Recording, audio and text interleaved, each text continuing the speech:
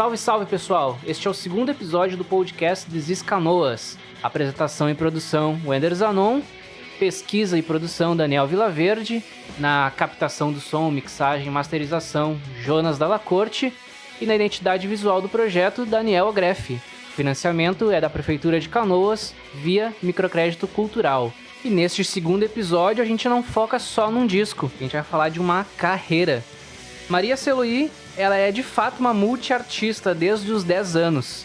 Ela já passou por programas de rádio, programas de auditório, fez filmes com Teixeirinha e se apresentou ao lado dele numa série de shows no Canadá. O filme que ela participou se chama Ela Tornou-se Freira. É o terceiro filme protagonizado pelo Teixeirinha, que sem dúvidas foi um dos maiores artistas do Rio Grande do Sul. Só para você ter uma ideia, em 2019 a Ancine divulgou uma lista das maiores bilheterias do cinema brasileiro desde os anos 70, e esse filme ocupava a posição de número 138. Nessa tabela, aliás, é o segundo filme de maior bilheteria que aparece, ficando atrás somente do filme Motorista Sem Limites, uma outra produção do Teixeirinha. Ela Tornou-se Freira foi lançado em fevereiro de 72 e fez 1.689.000 espectadores. Maria Celuí já foi gaiteira, compositora, cantora, radialista e também já organizou um encontro de mulheres gaiteiras visando estimular o protagonismo feminino na música. Ela tem muita história para contar, fez muita coisa e segue fazendo ainda. Ela tem muitos discos lançados, que vocês vão conferir nessa entrevista logo mais, e a carreira dela é muito interessante porque ela começou tocando muito cedo. Hoje ela tem 69 anos e além de toda a carreira que ela fez de apresentação com o pai dela, ela tem muitos discos lançados em parceria com o ex-marido dela, Luiz Fernando, com Flávio Matos, discos solos e recentemente lançou um disco com o filho dela. São discos lançados por selos e gravadoras, mas também tem disco lançado de forma independente. Então ela é uma artista, de fato, multiartista, como comecei essa apresentação. Então com vocês, Maria Celuí. Esse Maria Celuí com Y que tem na capa dos meus CDs é um nome artístico. O meu nome natural é de certidão de nascimento, é Celuí com I e o acento no I. Eu nasci na cidade de Piratini, nossa primeira capital farroupilha. Com 9 meses de idade eu fui morar em Rio Grande com a minha família, que se mudou para lá. E meu pai era barbeiro, gostava muito de cantar, de trovar, de fazer versos no repente. Então ele tinha um sonho que as filhas tocassem algum instrumento, né? Então ele comprou uma gaita para mim e a minha irmã aprender. A minha irmã não gostou, eu que segui nas aulas, né? Isso, eu entrei para a escola, para o Conservatório de Música com 9 anos de idade. Com 10 anos de idade, eu já tocava, já participava de programas de rádio na cidade de Rio Grande. Mas o meu pai tinha um outro sonho, que era vir a Porto Alegre num programa da Rádio Farroupilha, conhecido na época como o Grande Rodeio Coringa. Era um programa de auditório, onde tinha um espaço para calouros, que eles apresentavam, né? E esses calouros concorriam, digamos assim, primeiro, segundo lugar. E nós viemos a Porto Alegre, no Grande Rodeio Coringa, eu e o meu pai, uma dupla de 2 gaitas, pai e filha, e participamos desse concurso, digamos assim, né, de calouros, e fomos premiados com o primeiro lugar. O Grande Rodeio Coringa, ele era um programa de rádio que se escutava todo o estado do Rio Grande do Sul, Paraná, Santa Catarina. Na época, as pessoas, no domingo, a maioria das pessoas não tinha rádio naquela época, né?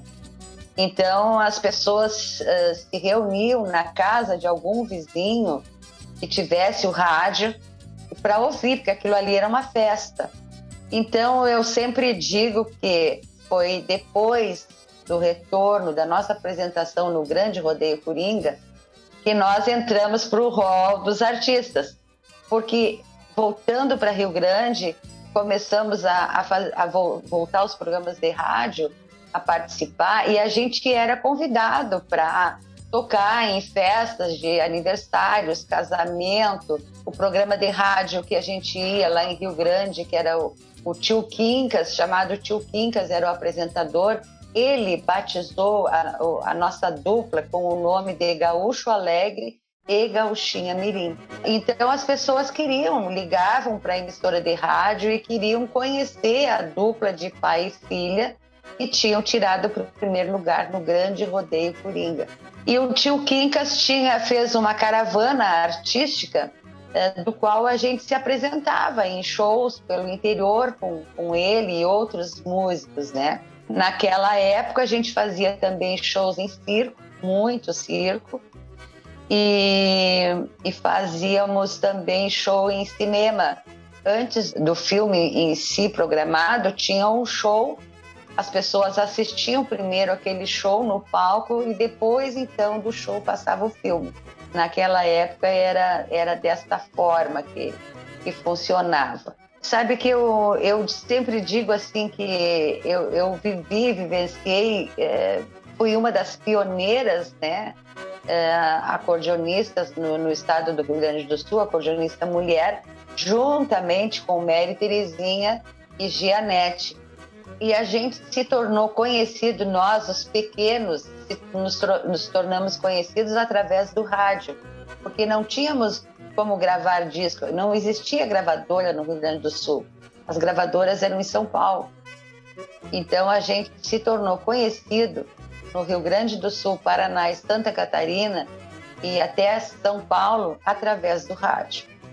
2 anos depois dessa nossa apresentação no Grande Rodeio Coringa, meu pai vendeu tudo que tinha em Rio Grande, casa e tal, e mudamos então para Porto Alegre. Eu tinha 12 anos de idade, isso em 1965. E aqui eu vim direto para Canoas na época. E aqui a gente participava igualmente dos programas de rádio, tanto aqui na Rádio Real de Canoas, como em Porto Alegre, Rádio Gaúcha, Rádio Farroupilha, Rádio Difusora. E naquela época os programas eram todos ao vivo. Não tinha programa gravado, era ao vivo. A gente tinha que levantar na madrugada e 6 horas da manhã estar pronto lá para fazer as apresentações. E voltando ainda a Rio Grande, eu tenho um detalhe assim que aparece, que as pessoas ficaram sabendo disso aí através do filme Os Filhos de Francisco, Zezé de Camargo e Luciano, que o pai deles fazia com que eles engolissem uma gema de ovo para abrir a voz. E o meu pai fazia isso comigo, com ele. A gente levantava 4 horas da manhã, colhia aquela gema de ovo, pegava a gaita, ia cantar, que era para abrir a voz. A minha mãe ficava enlouquecida, né? E os vizinhos também, né? Imagina só, 4 horas da manhã, 4h30, tu tá escutando 2 gaitas e 2 vozes treinando. E dali a gente ia para os programas de rádio e conseguia cantar tranquilamente, né? Então isso foi um detalhe que eu acho que é bem importante, porque muita gente não sabe, né? Esse segredinho aí para abrir a voz. Então, meu amigo, é isso aí. Eu vim para cá com 12 anos, fiz os programas de rádio, trabalhamos igualmente em circo, tocava baile, tinha grupo de baile, tinha um programa na Rádio Itaí, do falecido Nelson Souza, e ali na rua Andrade Neves, em Porto Alegre, tinha um bar, uma lancheria, e todas as segundas-feiras recebia os músicos. Então a gente ia nesse Bar dos Artistas, conhecido como Bar dos Artistas. O pessoal levava cartaz, levava contratos já da ordem dos músicos e ia preparado, porque os patrões de CTG, diretores de clube, donos de circo, eles iam lá para contratar os artistas, os conjuntos para bailes. Então, por muitos anos teve ali o Bar dos Artistas. A maioria não tinha telefone. Só aquele artista que já tinha disco gravado é que tinha o seu escritório montado, tinha telefone, tinha secretária. A maioria não tinha, né? Eu mesma, nós morávamos em Canoas, nós não tínhamos telefone, né? Bueno, e aí, no meu repertório e do meu pai, a gente tinha músicas de Teixeirinha, Mary Terezinha, Irmãos Bertucci e Pedro Raimundo. Pedro Raimundo, não sei se vocês ouviram falar, mas Pedro Raimundo é um gaúcho catarinense. Ele é catarinense e gaúcho de coração. Foi o pioneiro na gaita, na música gaúcha. Então, aos meus 13 para 14 anos, o Teixeirinha colocou um anúncio no programa dele de rádio que precisava de um acordeonista, seja homem ou mulher, para substituir a Mary Terezinha durante a gravidez do primeiro filho dela. E foram muitos que se direcionaram para lá e fizeram os testes e tal, aonde o meu pai me levou para fazer o teste lá na casa do Teixeirinha, na Glória. Alô, é a Celuí? Como vai, Celuí? Escuta, você poderia me acompanhar num show hoje à noite? É em benefício, mas o cachê é bom. Pode? Você é um anjo. Vou sair às 2 horas e passo na tua casa. Leva o Gerson junto. Tchau. Obrigado. E eu lembro que eu sabia todas as músicas deles no tom original de gravação. Então, cada música que ele me pedia, eu saía em cima na introdução e ele cantava. Eu toquei mais ou menos umas 5, 6 músicas e ele deu uma risadinha e disse: "Tá contratada, guria". Então, eu tenho essa graça, esse orgulho de fazer parte da história viva do nosso maior ídolo do Rio Grande, que é o Teixeirinha, né? Toquei com ele por 1 ano consecutivo. Fui morar na casa da Mary Terezinha, porque como eu não tinha telefone em casa, e eu fazia os programas de rádio com o Teixeirinha, e qualquer evento que ele precisasse, ele pedia para a Mary, né? Olha, para Maria Celuí se preparar aí, que daqui 1 hora eu passo aí para pegar ela. Então, eu trabalhei 1 ano consecutivo com o Teixeirinha. A Mary ganhou o Alexandre, que é o primeiro filho dela, de 7 meses. Então, eu fiquei um tempo mais ainda tocando até que ela se fortalecesse e pudesse voltar aos palcos tocando. E depois disso, sempre que por algum motivo de saúde da Mary Terezinha, que não podia comparecer aos shows, era eu que o Teixeirinha procurava. No decorrer desse tempo aí, depois que eu parei de trabalhar com ele, que a Mary voltou, eu voltei a dupla com meu pai. Só que daí não mais como Gauchinha Mirim, e sim trabalhando com meu nome próprio. Então voltou a ser Gaúcho Alegre e Maria Celuí. Porque Maria Celuí, com Y, foi batizado pelo Teixeirinha, porque eu já não tinha mais tamanho para Gauchinha Mirim. Então ele diz: não, vamos procurar. Naquela época o pessoal usava muito, os artistas, né, usavam pseudônimos. Então fomos procurar um nome para mim, né, para banir o Gauchinha Mirim. E entre tantos nomes que surgiram, ele achou melhor que eu trabalhasse com o meu nome próprio, colocando apenas um Y no final para diferenciar do nome de batismo. Então eu voltei à dupla com meu pai, Gaúcho Alegre e Maria Celuí, e continuamos tocando bailes e fazendo shows. Não cheguei a gravar nenhum disco com meu pai, mas estivemos em São Paulo fazendo shows no interior de São Paulo, porque naquela época, por incrível que pareça, a gente não tinha, né? Não tinha as programações, não tinha a tecnologia da televisão, não tinha o que a gente tem hoje, né? Para interter as pessoas, né? As famílias. Então, as pessoas iam muito a shows. E nós tínhamos, o nosso show tinha duração de 2 horas. E graças a Deus sempre com casa lotada, porque o nosso show não era só de música, nós fazíamos música, poesia, dança, comédia, Meu pai levava outras pessoas, meu pai pintava a cara, e fazia uma parte ali de palhaço, fazia escada para ele, e aprendi a dançar a dança dos facões, que eu sou, acho que a única mulher gaúcha que dançou a dança dos facões. E com esses shows a gente percorreu o interior de São Paulo, né? Levando tudo isso que eu te falei, música, poesia, dança de invernada, porque levamos um rapaz que dançava comigo, foi o meu instrutor de dança, ele é daqui de Canoas também, conhecido como Xarope. Ele foi meu instrutor e era com ele que eu dançava, né? E depois dançava com meu pai. Meu pai também aprendeu e a gente fazia muito show por aí, com 2 horas de duração. Esta música é em homenagem ao meu pai gaúcho alegre, que nos meus primeiros passos me ensinou o caminho da vida e cantou comigo minhas primeiras canções.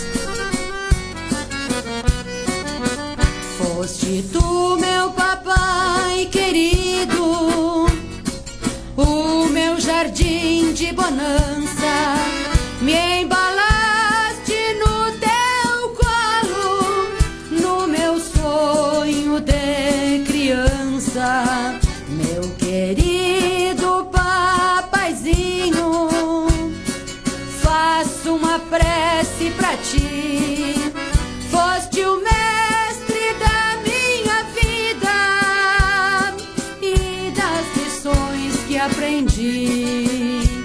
Papai, papai, papai, pra rezar para ti me ajoelho, para vencer nesta vida, fui seguindo os teus conselhos.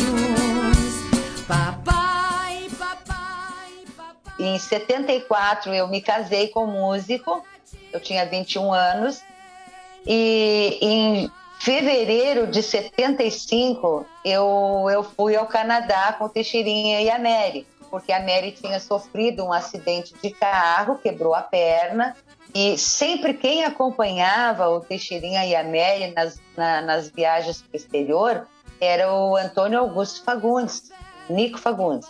Inclusive, ele, às vezes que eu participei, porque hoje ele já é falecido há alguns anos, mas quando eu participei de Galpão Crioulo com a presença do Nico, ele sempre tocava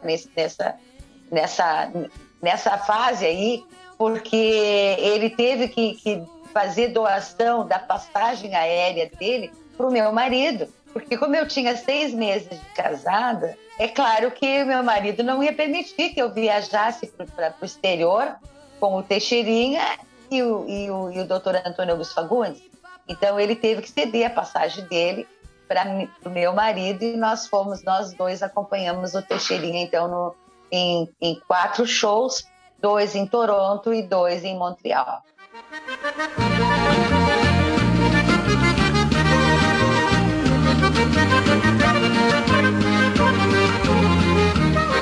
Eu saí do meu Rio Grande, fui cantar no estrangeiro, conheci Novo Horizonte, todo coberto de gelo. Estive no Canadá, aos imigrantes de lá, português e brasileiro, mando minha saudação ao povo desta nação e um forte aperto de mão deste gaúcho altaneiro.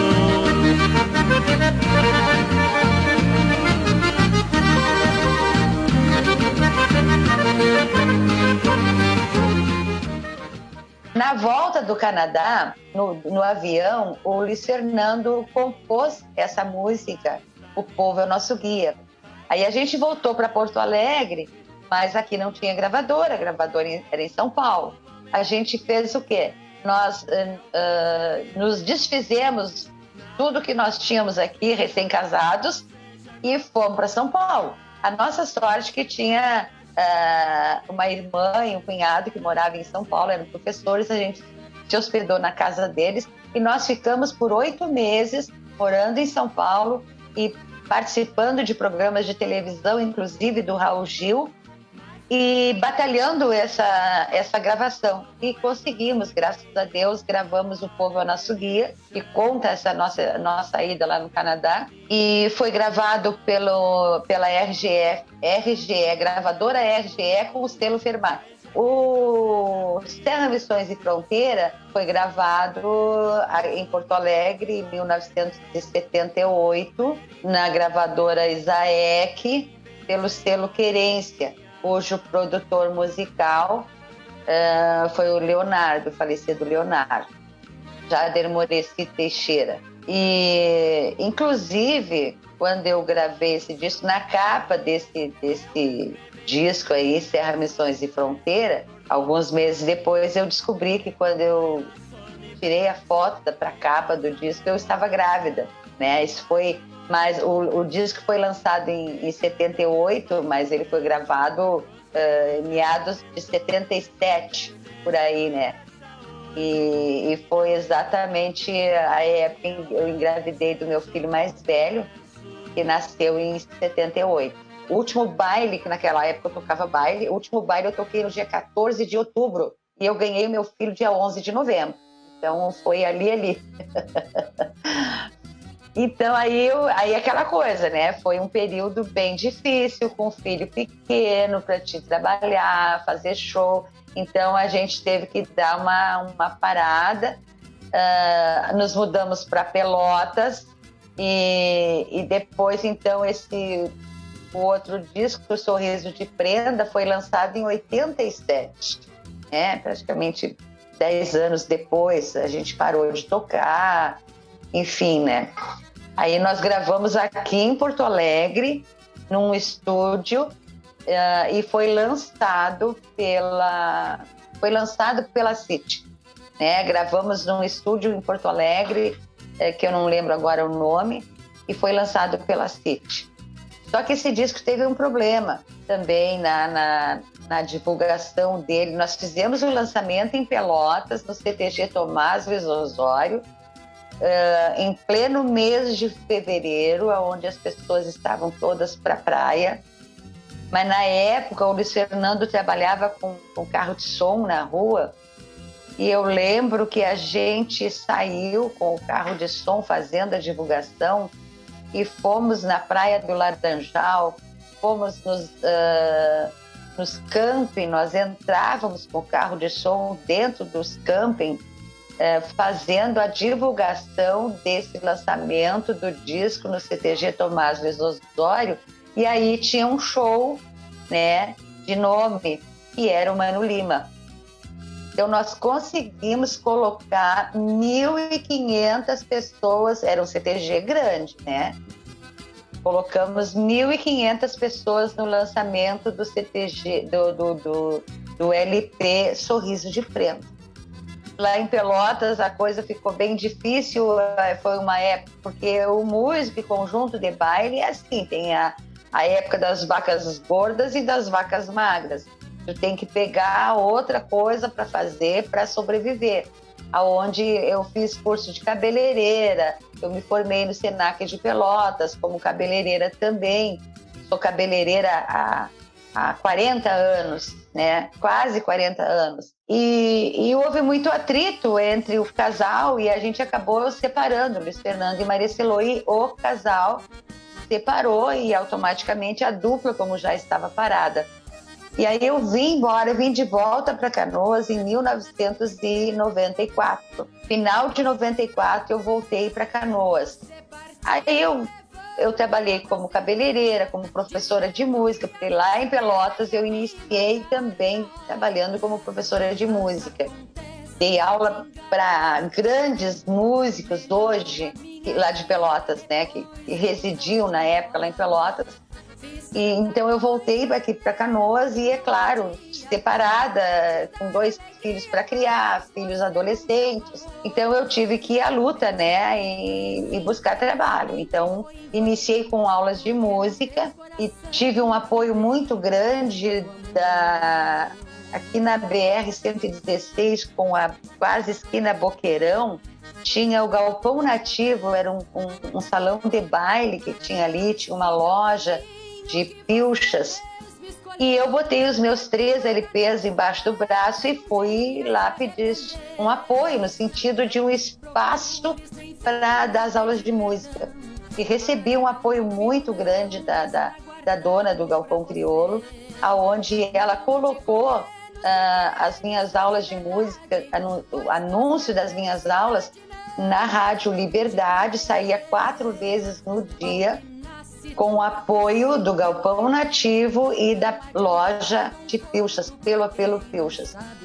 E, independente disso, do anúncio no rádio, ela também fez panfletos, colocava cartazes, faixas dentro do clube, do salão de baile, e o pessoal que trabalhava para ela entregava na porta para cada pessoa que chegasse para os bailes, que ali não baixava de 1.000 pessoas nos bailes que tinha ali, né? Então ela divulgava o meu trabalho. Então assim eu voltei, digamos, do meu início em Canoas em 95, com aulas de música no Galpão Nativo, e depois dei aulas em outros lugares, né? E aí me procuraram para fazer um programa de rádio. Eu nunca na minha vida pensei nessa possibilidade. Mas aqui em Canoas tinha uma rádio comunitária, que as comunitárias, que tinha a CS-FM. Aqui na primeiro era a Rádio Clube, hoje ela é CS-FM, mas era a Rádio Clube de Canoas. Ali eu iniciei com um programa de rádio, 2 programas. Um aos sábados, 6 horas da manhã, das 6 às 8, e aí eu saía da rádio às 8, eu ia para o salão, abria o salão e trabalhava e fazia o programa também de sul a norte, alguma coisa assim, o nome do programa, que daí já era músicas variadas, entrava pagode, entrava música gaúcha, sertaneja, enfim. E aí tinha um programa que eles apresentavam, um programa ao vivo, com plateia, com auditório, e eu apresentei, era acho que uma vez por semana, ou uma vez por mês, eu não lembro agora, que cada programa ao vivo era apresentado por um dos programadores, dos radialistas que tinham programas na emissora. Então, cada dia era para um apresentar um programa. E onde eu apresentei um desses programas com casa lotada. E aí, guri, o que aconteceu? Os meus ouvintes e os próprios colegas apresentadores começaram a me cutucar. E aí, Maricelo, vamos gravar um CD, vamos voltar para música e tal. Eu não tinha ideia de que isso pudesse acontecer. Mas, enfim, com o pedido, né, dos ouvintes e dos colegas radialistas ali, eu preparei um repertório e consegui uma gravadora. Eu fui contratada, graças a Deus eu não precisei pagar o primeiro CD, que tem exatamente o título de Estou de Volta. E nessa música que dá o título ao CD, é uma composição de um amigo, colega radialista, que também tinha um programa ali, junto comigo. Nós contamos um pouquinho da minha história nessa música Estou de Volta.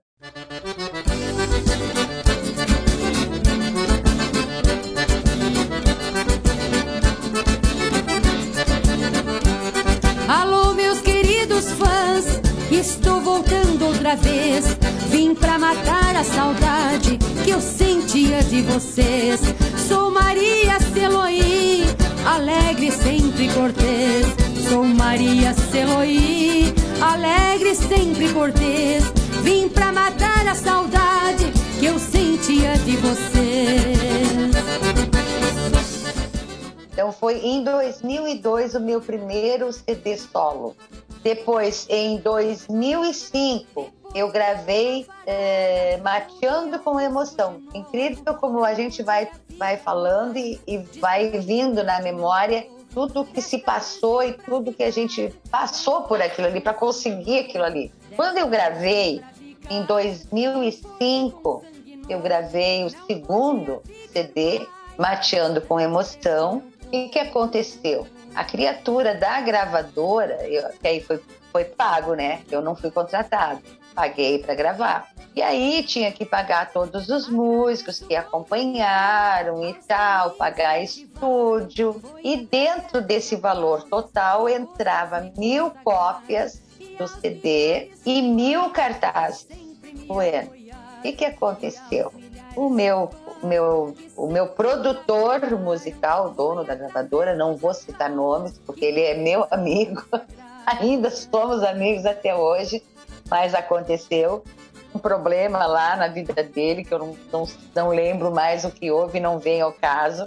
O disco não saía, guri. Não saía, e saiu os cartazes. Os 1.000 cartazes saía. E o tal disco não saía. Aí eu descobri que ele não pagou o estúdio de gravação, ele estava sendo processado pelo estúdio de gravação pelas horas, pelo gaiteiro que ele contratou também para fazer uma gaita junto comigo, uma segunda gaita. Coitado do gaiteiro também, não foi pago. Aí ele me chamou na casa dele, nessas alturas ele já não tinha mais a gravadora, ele estava na casa dele, nos fundos, com todo o material da gravadora. Diz, olha, Maria Celoí, aconteceu isso. Aí me contou uma triste história. Mas vamos fazer o seguinte, eu te devolvo, ou eu fiz a proposta, não lembro mais. Sei que ele me devolveu R$2.000. Os outros 2.000 seria para pagar o estúdio e os outros músicos que participaram. Só que esses R$2.000, criatura, eu levei muito tempo para receber. Um mês depois estava 200 pila, outro mês 500 pila, e assim a coisa foi indo. Bueno, nesse meio tempo, surgiu Flávio Mates, que já tinha na casa dele, uma vez por mês, encontros de artistas. E eu costumava ir me apresentar lá, junto com os outros colegas. Mas nós nunca cantamos juntos. Sempre ele fazia assim no final das apresentações, fazia lá uma roda de amigos, o pessoal ficava até mais tarde, ficava tocando, cantando. E o Flávio Matos cantava com um, cantava com o outro, mas comigo nunca tinha cantado. Numa dessas ele resolveu, e a primeira música que nós cantamos foi Mercedes. Aí eu conversei com ele, Flávio, aconteceu isso assim com o meu disco. Ele, não, traz pra cá, vamos lançar pela gravadora Sangue Novo, seu disco. Tá, beleza. Aí, como a gente cantou junto ali, todo mundo gostou e tal, e foi indo e começamos a inventar. Aí ele começou a inventar música pra gente cantar, surgiu a dupla. Quando surgiu a dupla, eu fui e falei pra ele, não, mas para aí, Flávio, se nós vamos fazer uma dupla, nós vamos gravar um disco com Flávio Matos e Maria Celoí, não tem sentido eu lançar o Estou de Volta o Mateando com Emoção pela gravadora Sangue Novo. Vamos guardar esse disco aí, deixa aí. E assim foi feito. Guardou. Fizemos a dupla, gravamos o primeiro CD chamado Alerta Geral. Tivemos a dupla 1 ano e 7 meses. Brigamos, acabou a dupla. Acabou a dupla. Aí o que aconteceu? Vamos buscar o Mateando com Emoção e vamos lançar esse disco. Daí foi um trabalho independente, porque a pessoa da gravadora, ele me entregou tudo. Me entregou toda a gravação original que eu tinha feito, a matriz, como se chama, a arte de capa, tudo ele me entregou nas mãos. Meu filho, como também trabalhava com isso aí, ele disse, mãe, vamos fazer então independente, não vamos botar nome de gravadora. Então nós relançamos o CD, mandei para São Paulo as cópias, foi feito em São Paulo, veio em caixinha, em estojinho, 1000 cópias. Minto. Na primeira tiragem, como a gente não tinha lá muita certeza de como seria a coisa, nós mandamos fazer 500 cópias em caixinha, que sai muito mais caro. E aí, rapidinho, a gente vendeu tudo. Daí, o que aconteceu? Vamos mandar fazer de novo, daí em envelope. Mandamos para São Paulo e mandamos fazer 1000 discos. Beleza? Nesse meio tempo, voltou a dupla com Flávio Matos e Maria Celoí de novo. Gravamos o segundo CD. Inclusive, é o melhor trabalho, que o filho dele era o técnico de gravação e produtor. Foi um CD muito lindo, é um CD belíssimo, muito lindo, tanto a escolha das músicas, inclusive o título é meio sugestivo, né? Você já deu hoje? E a história desse título também tem história. Nós preparamos um repertório e faltava uma música. Não tinha música. Aí a esposa do Flávio Matos falou para ele, por que tu não mostra aquela letra? Mostra Você Já Deu Hoje para Maria Celoí. Aí o Flávio disse, mas a Celoí é chata pra caramba, ela não é muito certinha, ela não vai gostar dessa música. Mas mostra. Beleza. Pegou o violão, não sei, eu vou te mostrar uma música aí. Aí ele começou, Você Já Deu Hoje. E eu não. Se não deu, vai ter que dar. Bem capaz. Você não vai escapar. E eu respondo, mas escapar de quê, criatura? De dar um sorriso pra mim. Resultado. Entramos pro estúdio, gravamos a música, usando todas essas... Ele como se estivesse fazendo uma pergunta e eu respondendo. Ficou show a música. Aí fomos escolher o nome do CD. Buscando. Se você olhar a contracapa do CD, Você Já Deu Hoje, não tem uma música que possa ser usada como título do CD. A única música foi o Você Já Deu Hoje, onde se colocou ali um ponto de interrogação. Então, tudo são histórias, né? É incrível, incrível, incrível. Você já deu hoje. Já disse que não. Se não deu, vai ter que dar. Só porque tu quer. Você não vai escapar. Mas do que, criatura? De dar um sorriso pra mim. Ah, bom. Você já deu hoje. Se não deu, me dê agora. Mande a tristeza embora, que é muito melhor assim. Tenho certeza, se você quiser me dar, você vai até gostar e querer dar muito mais. Não tem tristeza, não tem mágoa e sofrimento, e nem aborrecimento que um sorriso não desfaz. Você já deu hoje. Ai, de novo não. Se não deu, vai ter que dar. Mas o que tu quer? Você não vai escapar. Escapar do quê? De dar um sorriso pra mim. Um sorriso. Você já deu hoje. Se não deu, me dê agora.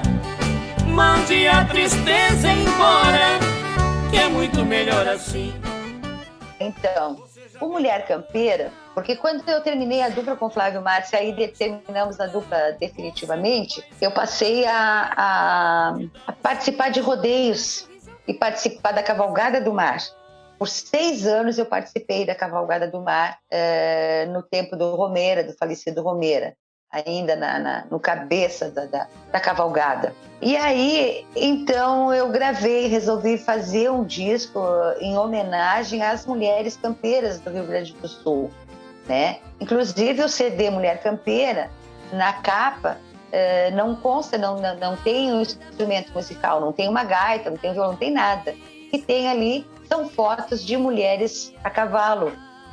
E eu fiz um pedido, né, pelo Facebook e recebi, através de e-mail, fotos de todo o Rio Grande do Sul.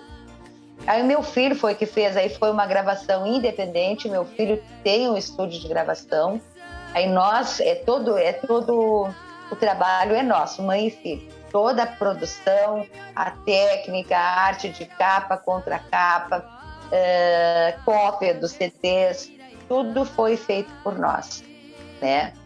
Então fizemos aí o Mulher Campeira, que foi lançado em 2014. E o meu filho, ele tem uma carreira solo de muitos anos.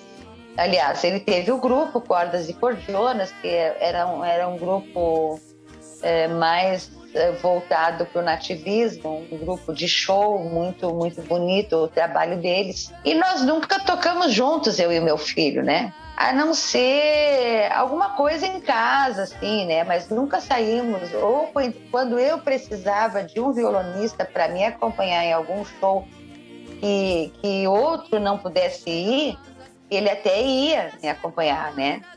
Mas fora isso, a gente nunca pensou em fazer um trabalho junto. O primeiro trabalho que nós fizemos junto, e acho que a partir daí foi que surgiu essa ideia, em 2016, inclusive foi o último ano que eu fiz cavalgada, nós fomos a Portugal, eu e o meu filho, que foi o único grupo musical da cidade de Canoas que participou desse festival internacional de danças. O grupo de danças era de Viamão, E eles nos convidaram, porque o Leandro participou muito de grupos de dança, né?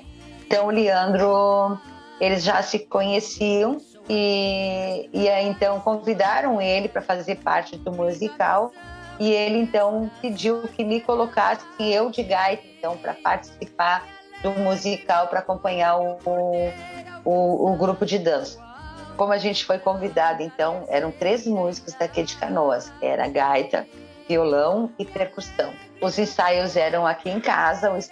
Eu levei 8 meses ensaiando as músicas, porque eram mais ou menos 20 músicas. E era folclore brasileiro, não era aqui do Rio Grande, só do Rio Grande do Sul. Nós apresentamos as danças gaúchas, do litoral gaúcho, samba, carnaval e músicas lá do Nordeste, Bahia, forró, calypso, enfim, era um repertório muito extenso. Então, e tinha que ser a coisa muito certinha, muita concentração. Eu emagreci 8 quilos durante esse tempo de ensaio. Na verdade, não foi 8 meses. Foi de abril a agosto. A saída, o festival foi em agosto. Abril, maio, junho, julho, agosto. Foram 4 meses de ensaio. Nós ensaiamos aqui em casa a parte musical, até eu pegar todo a gaita, a minha parte na gaita. Depois juntava com o violão e outro dia marcávamos ensaio com a percussão. E um outro determinado dia ia ensaiar com os grupos, que eram 2 grupos de dança que se uniram para fazer, então, essa apresentação do folclore brasileiro. Então, nós embarcamos para Faro, em Portugal, cidade de Faro, Festival Internacional de Dança. Éramos em 7 países. Ficamos 15 dias em Faro, na cidade de Faro.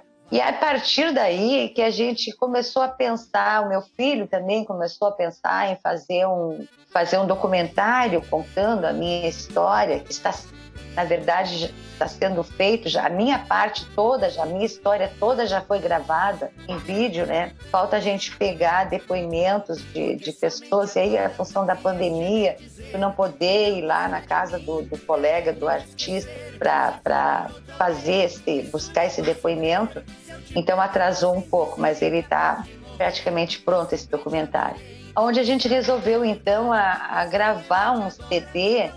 Nós não somos uma dupla, mas gravamos um CD Mãe e Filho Cantam o Rio Grande, que a gente pensou em fazer um resgate de músicas dos 3 LPs que eu gravei com o pai dele, o Luiz Fernando de Maria Siloí, e também incluir músicas gaúchas que foram sucesso e que hoje não são mais tocadas nem nas emissoras de rádio e nem em grupos de baile. Então, nós lançamos em fevereiro de 2020, lançamos Mãe e Filho Cantam o Rio Grande.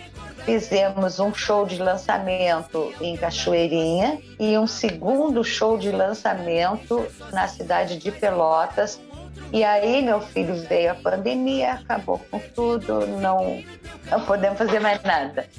Estamos aí à espera de que os shows retornem, que a gente possa continuar tocando por aí, divulgando o nosso trabalho, a nossa cultura, a nossa cidade de Canoas.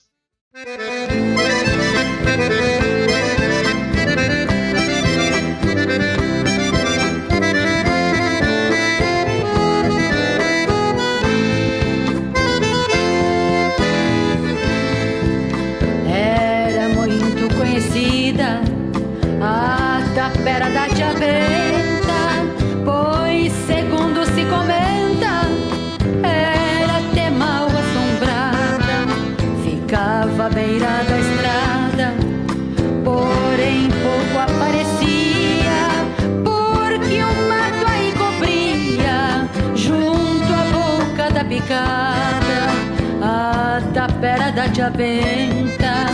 Todo mundo assim chamava, porque a tempo ali morava uma preta benzedeira, fora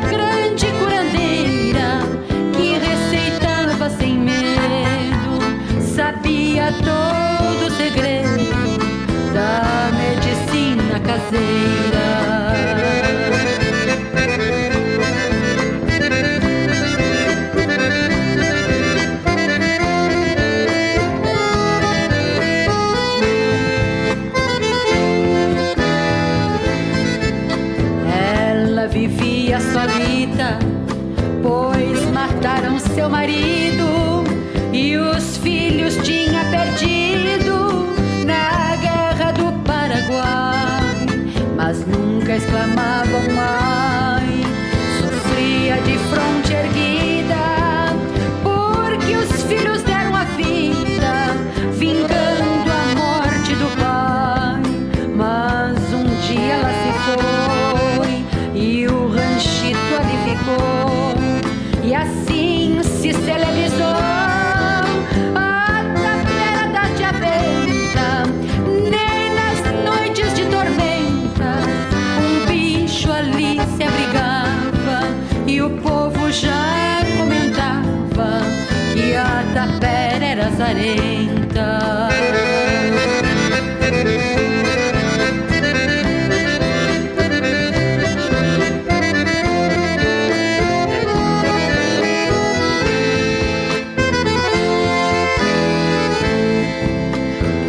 Já mal se avistava a cunheira do ranchito, que o tempo fora aos pouquitos destruindo sem clemência. Fora a tosca residência onde tia Benta morava, que com o tempo também chegava seu final de existência. E foi contemplando a tapera que eu cheguei à conclusão que o meu pobre coração, desabitado também, sente saudade de alguém que foi seu dono outrora, mas depois que foi embora nunca mais morou ninguém.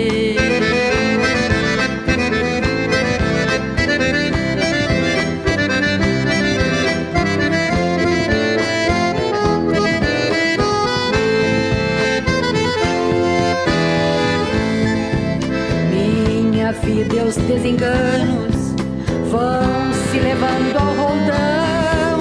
Também sinto a solidão e na dor que me atormenta meu coração se lamenta num suspiro abichornado, muito mais abandonado que a tapera da tia Benta, muito mais abandonado que a tapera da tia Benta, muito mais abandonado que a tapera